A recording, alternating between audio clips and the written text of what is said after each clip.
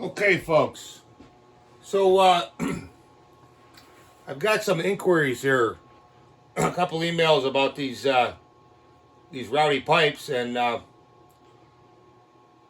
we're asking me, what kind of gains are you getting out of this? Um,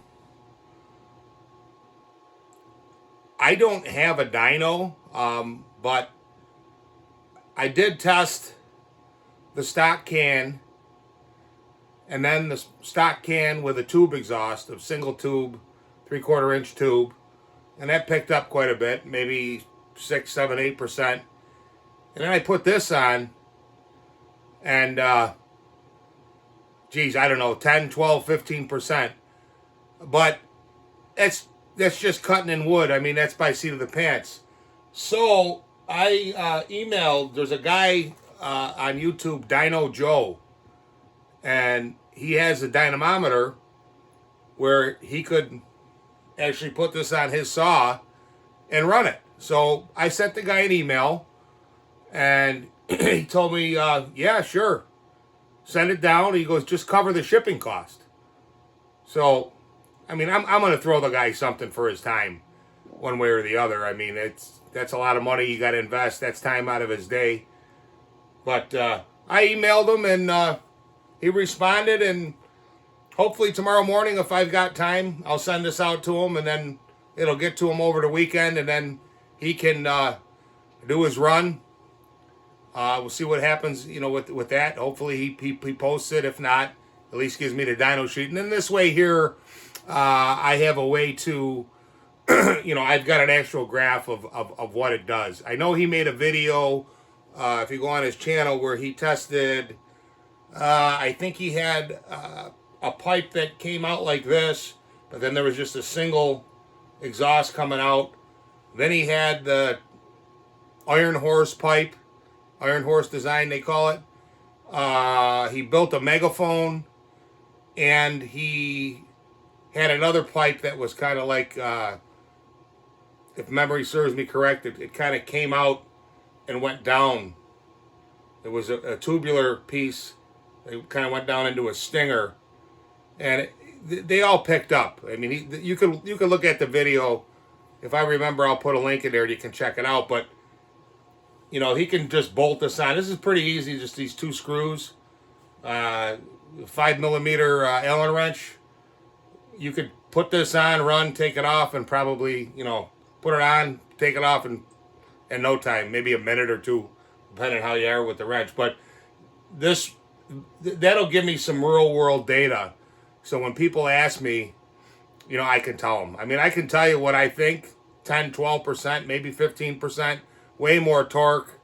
It pulls off the bottom a lot harder than the stock can, or even the can with the pipe in it. So, but yeah, I'll send this out to him, and very professional. I have to say, I emailed the guy.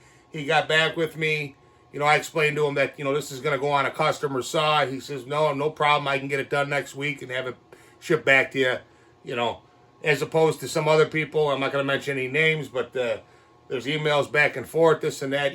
Listen, you're running a business, man. If you're too busy, just say, hey, I'm busy right now. I'll get back with you. But jerking people around, that's unprofessional to me. Really, it is.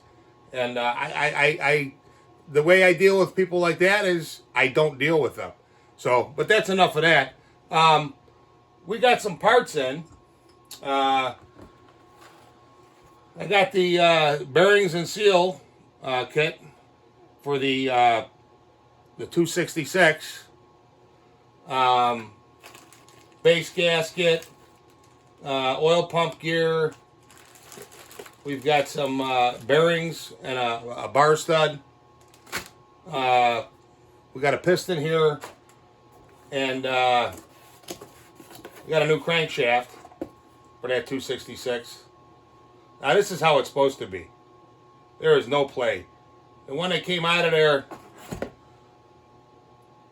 off the saw from hell, you grab this thing, you can feel a slight amount of play. Not a lot, but you can feel it. And that'll destroy the motor. You can't. There has to be no play in it at all. And I also picked up this Tacoma. It's another crankshaft here. So I got a couple cranks laying around. I don't have both sets of bearings, but I've got enough to build a saw, and then I got another crank here.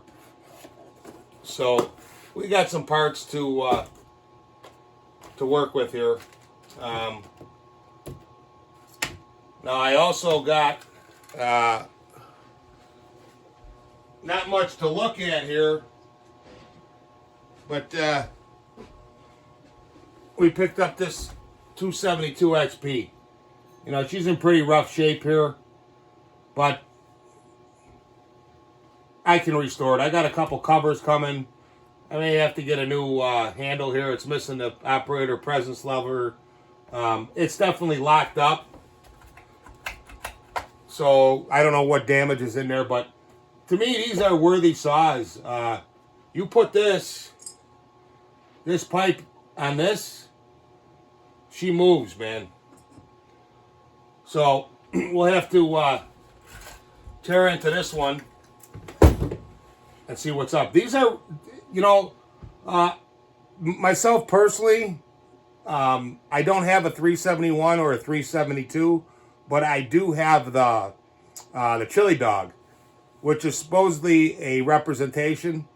And I'll tell you what, I did the port map and all that on these 272s and on a 372 copy, which should be the same as a 371 or 372. And these actually, I think I can make these things run just as good. I mean, they don't wind out as high, but they got, you can make it up with the torque. You can pull maybe a little slightly more aggressive chain. And these are also a little bit bigger too. I mean, this is in rough shape. You know, the gas cap is missing, little things, but we'll see when we tear into it. I also got the started on the bench here.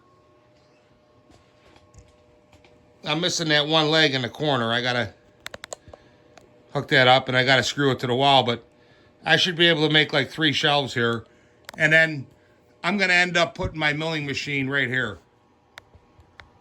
End up sitting it right there, and I'm just gonna get a stand for it. And this'll free up some space.